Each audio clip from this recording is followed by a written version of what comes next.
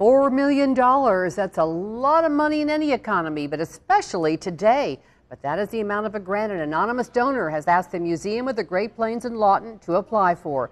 The donor then would actually grant the museum the $4 million, provided the community comes up with an additional $800,000, and all the money would reshape the museum for future generations. 7 News reporter Scott Miller is live at the Museum of the Great Plains this afternoon with a preview of what it might look like in the future. Scott. Well, Jan, for the most part, most museums are the same. The subject matter may change from city to city, but the experience doesn't. You walk in the door and you look at cool things you might never have seen before, and you read about them, and then you move on to the next exhibit. That's the way it's been done for decades. But with a $4 million cash infusion, the Museum of the Great Plains could take a giant step into the future. This is old school. Look, read, but don't touch. The Museum of the Future looks and sounds a lot different. Everybody can have a turn. If you can't reach it, just step back and wait a minute. The difference?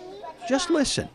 Old school museum, hands-on interactive play and learn.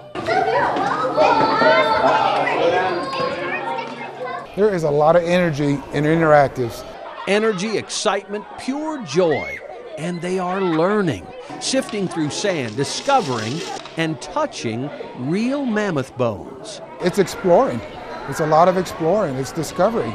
And it's that sense of finding something new. And that's a very important part of learning. The museum already has some interactive exhibits, but a $4 million grant would provide much more interactive learning, ensuring a different learning experience every time you visit. We're trying to avoid that been there, seen it once, don't need to see it again. And this gives us a chance to be able to explore the possibilities of repeatability, changing up our exhibits.